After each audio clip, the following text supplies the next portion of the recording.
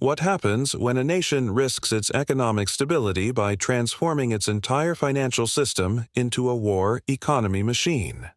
In Russia, we are witnessing a dramatic shift that has captured global attention and is being interpreted as a warning sign in international financial centers. The Russian population's trust in their banks has suddenly collapsed, triggering an unprecedented wave of people flocking to ATMs and bank branches. Long lines form as citizens try to withdraw their savings in cash, driven by fears that inflation or government measures will soon erode their funds. This silent but powerful vote of no confidence is not just an internal phenomenon. It is already sending ripples through global markets and reigniting debates about U.S. tariffs, international trade, and the future of the world economy.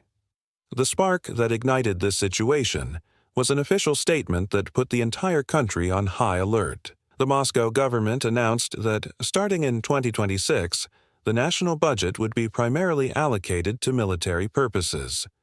Experts note that this represents a historic break, not only economically but also geopolitically. While voices in the United States and the European Union promote negotiation and stability, this Russian measure points to a prolonged confrontation with potentially colossal economic costs. Analysts compare the current situation to the shocks of the 1990s when hyperinflation and banking crises plunged millions into poverty. Many older Russian citizens recognize the signs and draw parallels between then and now. Critics argue that the government is, in effect, forcing the population to finance the war through inflation, taxes, and possible direct interventions in private deposits. At the same time, observers highlight another key dimension: the erosion of trust in institutions. Banks only function while their users believe in their security. When that faith breaks, not only does the financial system falter, but political stability also wavers. According to international economists, this dynamic could have repercussions far beyond Russia's borders. A weakened banking system in a nation of this size not only pressures the ruble but also increases volatility in global commodity markets. Traders are already witnessing a drop in oil and gas revenues, worsening Russia's budget deficit.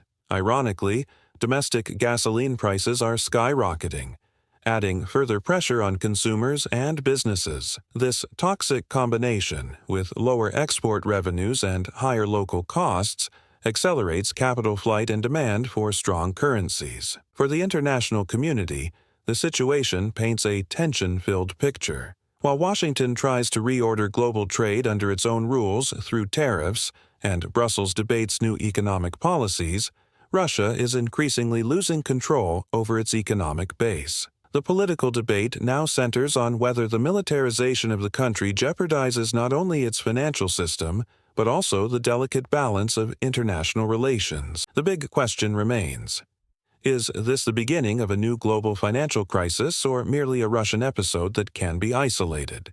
Images of long lines at banks and customers urgently withdrawing money evoke historical moments when trust turned into panic within days. What is happening in Russia is not just a local loss of faith, but a clear signal to the world about the deep interconnection between political decisions and economic stability. According to experts, the Russian state's finances have depended almost entirely for decades on revenues from oil and gas. However, this pillar is beginning to crack. While global energy prices fall, internal costs rise, creating a paradox where consumption grows but the state collects less. For many people, this means their daily lives are marked by double uncertainty. On one hand, there is constant worry about their savings. On the other, the continuous rise in living costs. Specialists warn that this trend could have global repercussions, since Russia, as one of the main exporters of raw materials, has so far been a key player in international trade. If the Kremlin decides to continue allocating a high budget to the war, the supply of natural resources could decrease even further, causing turmoil in the world economy. Critics also point out that Moscow's choice to invest billions in military infrastructure instead of social programs or public infrastructure worsens an already fragile economic situation. This redistribution not only weakens domestic purchasing power, but also reduces international investor confidence, who are already discouraged by sanctions and geopolitical risks. Analysts in the United States and Europe see this moment as a turning point, where measures like U.S. tariffs and other trade tools could have a greater impact as Moscow has increasingly less economic leeway. Reports indicate a growing outflow of capital and expertise from Russia, while wealthier citizens move their assets abroad.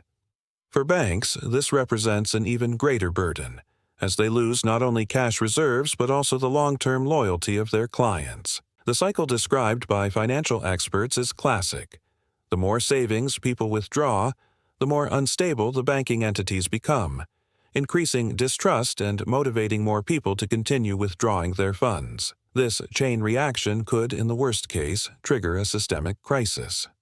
Politically, the situation is also complicated. While President Putin publicly downplays the severity of the context and continues talking about supposed military successes, critical voices highlight that this narrative strongly contrasts with the actual figures. Observers compare the current scene to a scenario where a victory is announced while, behind the curtain, the foundations crumble. This discrepancy generates confusion not only within the country, but also internationally. In Brussels and Washington, doubts grow about whether Russia can continue to be a reliable partner in global trade long term. Some analysts argue that this strategy not only economically isolates the country, but also reduces its influence in international relations. Therefore, the key question that arises is, will the Kremlin maintain this course? Even if the cost is an accelerated erosion of its own financial system, while the Russian government tries to maintain control, the contradiction between official rhetoric and economic reality becomes increasingly evident. On one hand, the Kremlin continues to talk about a special operation. On the other, it plans an almost exclusively military budget. These contradictory messages increase public distrust and fuel speculation about the true strength of the economy. Critics argue that current policy not only destabilizes the financial system, but also puts social cohesion at risk. Because when banks collapse and savings disappear, many people remember the chaotic 1990s decade, marked by hyperinflation and mass poverty. Observers warn that this historical trauma is resurfacing and generating a silent form of resistance. Instead of organizing protests that would be immediately repressed, citizens withdraw their money and express their discontent through their wallets. Economists interpret this as a silent vote on the legitimacy of leadership, a signal perceived in international relations as a loss of internal system stability. At the same time, global markets are moving. The depreciation of the ruble makes imported capital more expensive, favors currency outflows, and investors avoid Russian bonds and stocks. Combined with U.S. tariffs and ongoing sanctions, this intensifies the country's isolation, creating new risks for global trade. Analysts in Asia and Europe are closely monitoring whether this pressure on Moscow could provoke a shift in trade flows. If Russia is forced to export more raw materials to China or other non-Western markets, this could alter the balance of the global economy. Specialists point out that these alternatives usually come with discounts and unfavorable conditions, further reducing income. Politically, this worsens the situation. While some voices in the West expect a near-term weakening of Russia, others call for caution, since an unstable economy with nuclear armament represents challenges not only economically but also in terms of security for the international community. According to reports from Moscow, the central bank is trying to stabilize the situation through emergency measures such as liquidity injections, reserve sales, and strict capital controls. However, experts emphasize that these actions provide temporary relief but hardly restore long-term confidence. For analysts, trust is the true currency of a financial system, and in this case, it has been deeply shaken. What is especially striking is that this crisis coincides with a conflict duration that could soon surpass the time the Soviet Union participated in World War II. This historical comparison is controversial because it intensifies public perception. What once symbolized resistance and victory now becomes a reflection of stagnation and exhaustion. In debate programs and political forums, there is increasing discussion about whether Russia is entering an economic dead end similar to the late 1980s. The crucial question is whether an economy that is shrinking and militarizing can sustain itself in the long term, or, on the contrary, whether Russia is heading towards a stage where economic pressure and political decisions form a dangerous combination that could even affect the stability of the global economy. The more the current situation is analyzed, the clearer it becomes that this is not just a financial crisis, but a structural problem that calls into question the foundations of the Russian economy. Official data shows that the gross domestic product, which before the invasion grew at over 4%, now barely exceeds 1%. And these numbers, according to analysts, are disguised. Critics argue that the reality is much graver, given that numerous sectors suffer severely from sanctions, capital flight, and loss of confidence. Some observers point out that a state budget comparable in size to that of a single U.S. state like Texas or the Italian budget can hardly meet the demands of a global power. This discrepancy between geopolitical ambition and economic reality is now reflected in daily life. Rising prices, stagnant wages, and fear that bank accounts might be frozen place the population in a defensive position. Experts warn that this process increases pressure on international markets, as an economically unstable Russia also loses its role as a reliable partner in global trade. Currently, Western diplomats report that talks for long-term trade agreements with Moscow are virtually stalled.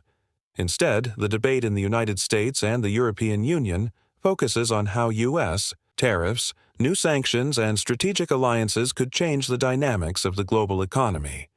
In Asia, governments watch with concern because, on one hand, they benefit from importing raw materials at a good price, but on the other hand, they fear the risks of excessive dependence. At the same time, Russian leadership tries to reassure the population with propaganda, although images of empty bank branches and out-of-service ATMs tell a different story. Analysts describe this situation as a dangerous, vicious circle. The greater the uncertainty, the more pressure on financial institutions, which in turn demands new measures. Some experts warn that the government might be forced to take drastic decisions, such as capital controls or special taxes to ensure liquidity. However, these measures would intensify political debate and definitively destroy the confidence of international investors. Essentially, a classic dilemma is revealed here. A country that prioritizes its military aspirations over economic logic risks collapsing its entire financial structure. For the international community, the situation is uncertain and full of contrasts. On one hand, an economically weakened Russia could exert less pressure in global relations. However, instability always brings new dangers, whether through market disruptions or unpredictable political responses. Critics argue that the Russian strategy is not sustainable in the long term, while optimists in the Kremlin trust that repression and centralization will be enough to keep the system standing for several more years. Regardless of the viewpoint, the silent capital flight in the country acts as a thermometer reflecting the state of a nation in crisis. Then arises a question that goes far beyond Russia and also affects Washington, Berlin, and the entire global economy. Can an economy in the 21st century survive if it sacrifices trust, innovation, and international cooperation to allocate almost all its resources to a military agenda?